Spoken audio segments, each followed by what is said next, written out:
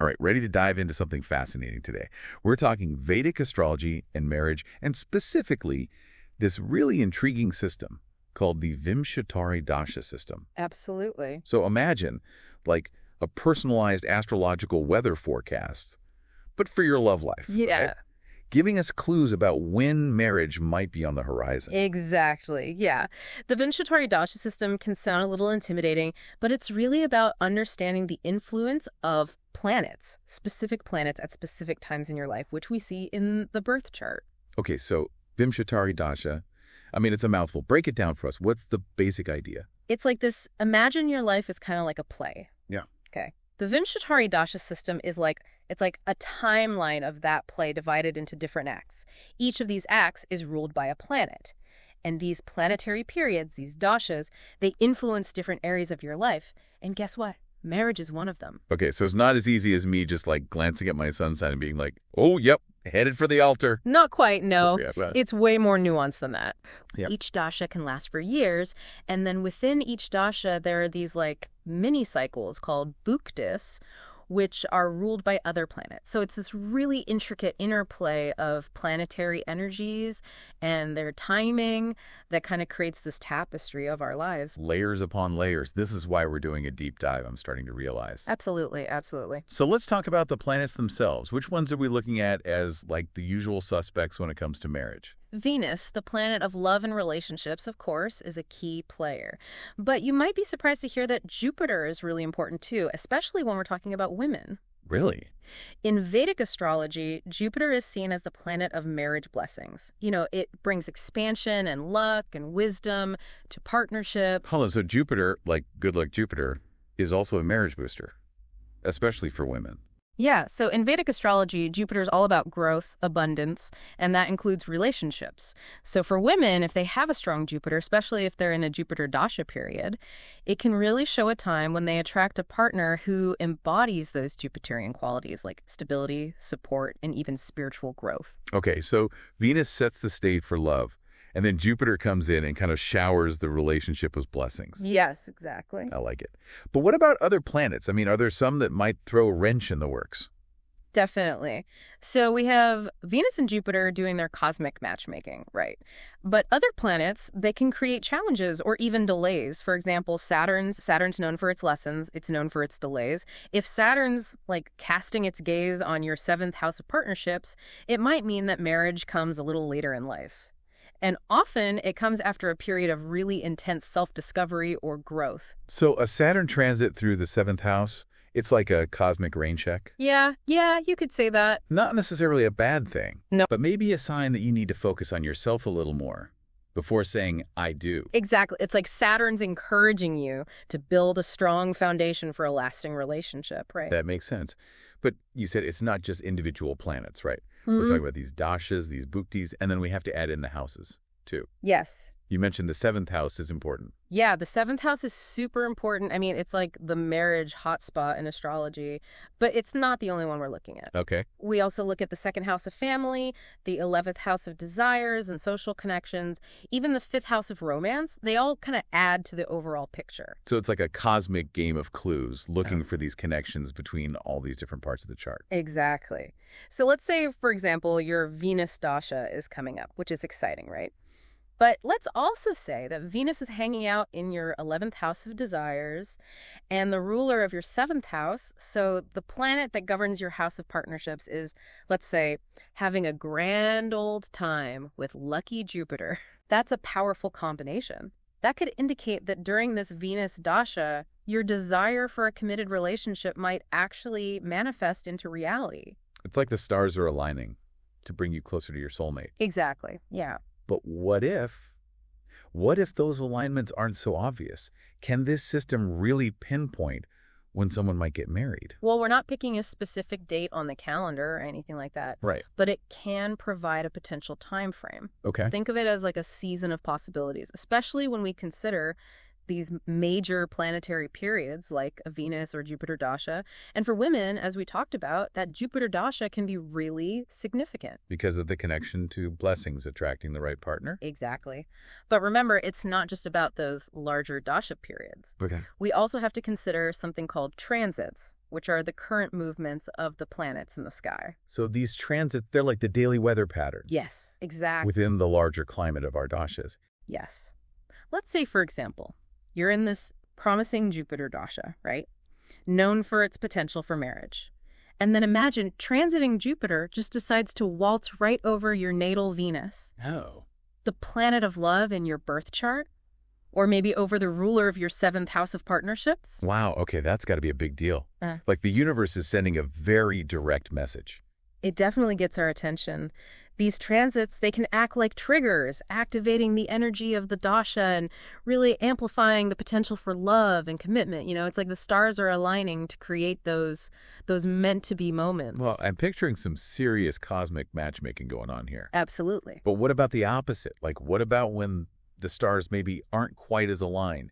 Can these transits also shed light on potential obstacles or delays when it comes to marriage? Oh, for sure. Yeah. Not all transits are created equal. Right. Just like not all weather patterns are sunny and mild. Right. You know, remember Saturn? Oh, right. The planet of lessons and delays. Saturn's like that wise friend, you know, maybe a little stern, who's like, you need to take things slow, make sure you're ready for this. Exactly. Exactly. So let's say Saturn is transiting over your 7th house of partnerships, for example, right? Yeah. It might cast like a little bit more of a serious tone on your love life. Okay. That doesn't necessarily mean you'll never get married. Okay, good. Good to know. It's more like, you know, a cosmic nudge to maybe slow down, reflect a little bit, maybe work on any personal patterns or baggage that you might be carrying. You know, that could get in the way of a healthy, lasting relationship. So even a seemingly challenging transit can actually be really beneficial in the long run. Absolutely. It's about using that time for self-growth and reflection. Exactly. And this is where free will comes in, right? Right. Astrology, it's not about fate. It's not about predetermination. It's really about understanding the energies that are at play and then making conscious choices. Right. It's like having the cosmic weather forecast. You see rain is predicted, so you grab an umbrella, but you're not just going to like resign yourself to getting soaked. Exactly. You adapt and make the best of the situation. Exactly. So instead of, you know, fearing a Saturn transit, maybe you use that time to really, you know, build a strong sense of self-love, independence. And those are pretty essential for any successful relationship, let's be honest. Absolutely. Now, we've been talking a lot about marriage, but I'm sure there are people listening who are like, marriage is not for everyone. So if someone's not interested in getting married, does this dasha system and looking at the transits, does it even apply to them? It's a great question. And the answer is yes. W. Because, you know, marriage is just one aspect of life that these planetary periods influence. That's the beauty of Vedic astrology. We can apply it to any area of life. Career, creativity, spirituality, you name it. So if someone's not focused on finding a partner, that Venus dasha energy, it might show up in other ways.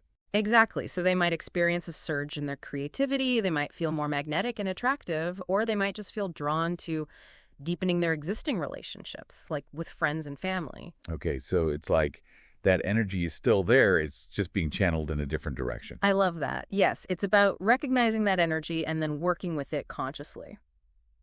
And speaking of working with planetary energy, there's one more fascinating aspect of this that we should discuss. Okay. And that's planetary combinations that are considered particularly auspicious for marriage. Oh, like a cosmic power couple or something. Oh, well, yeah, you could say that. We've talked about Venus and Jupiter individually, but when these two planets, they team up in a specific way in the birth chart, they can actually create what we call a yoga karaka for marriage. Yoga karaka. Okay, now that sounds powerful. Yeah. What does that even mean? So think of a yoga karaka as like the planetary VIP. So it's a planet that holds like extra sway and influence in the birth chart because of its unique position and rulership. When it comes to marriage, there's a specific combination of Mercury and Venus that can actually create this really potent yoga karaka. Wait, Mercury and Venus? I thought Jupiter was like our marriage champion. Jupiter is, definitely. Okay. But Mercury and Venus, they have their own magic. Okay. I'm very intrigued. Tell me more. What makes this Mercury-Venus combination so special when it comes to love and marriage? Well, you know me, I love a good power couple, even if it's cosmic. So what's their secret?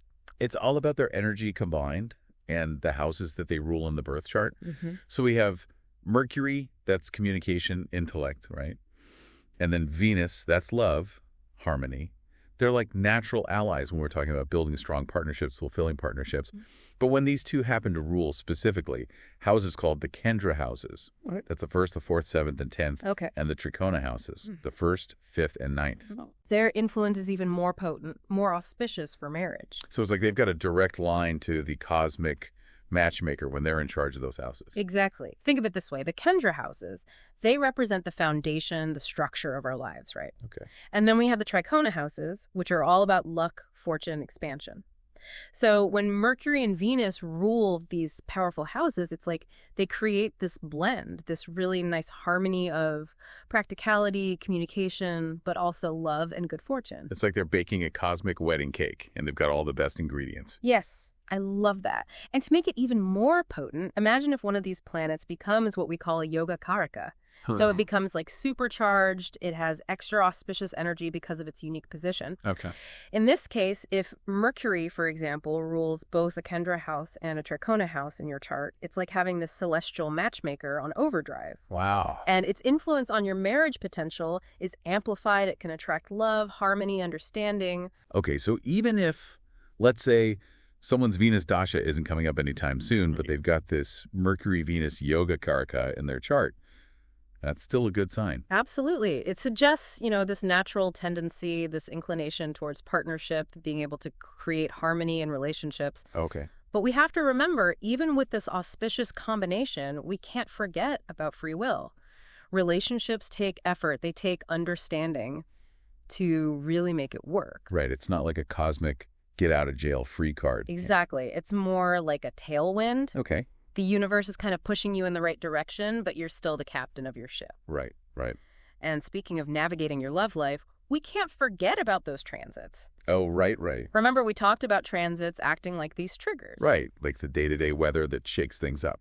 Exactly. So even if someone has this amazing Mercury-Venus yoga karaka in their birth chart, looking at the transits, especially if those transits involve Jupiter or Venus, can give us even more clues about when those wedding bells might start ringing. So if transiting Jupiter, Mr. Blessings and Expansion, decides to show up in your 7th house of partnerships, or maybe pays a visit to your natal Venus, or that ruler of your 7th house, Yes. That's when we pay attention. Exactly. That's like Jupiter shining its light on your love life, creating opportunities for commitment, deepening your connections, and yes, even marriage. It's like the universe is sending you a cosmic save the date. So, to recap, we've got these big cycles of dashas, the bhuktis. They're kind of setting the stage for different life themes, right? Yes. And then layered on top of that, we've got transits. They're adding their own flavor and their own timing to all of it. Yeah. And within all of that, we're looking for those planetary power couples. Yes. Those yoga karakas. Yes. That can amplify the possibility of love and marriage. Exactly. It's a beautiful dance. All these elements are moving and grooving together to create the rhythm of our lives. It really is. As we wrap up this deep dive, I'm struck by how much depth there is to this ancient system. D2, it's amazing. It's like this really rich, nuanced perspective on something as personal and complex as marriage. It's not about, predicting the future with total certainty. It's more about having this roadmap to understand those energies that are at play in our lives so we can make our own choices. Exactly. It's about empowering ourselves with a little bit of knowledge, some self-awareness, and I think a healthy dose of cosmic curiosity. Yeah. Who knows? Maybe some of our listeners will be inspired to grab their birth chart and see what's happening. I hope so. It's so fascinating. You're never disappointed. Absolutely. On that note, we'll wrap up for today. Thanks for joining us on this fascinating deep dive into the world of Vedic astrology and marriage. Until next time. Happy stargazing, everyone.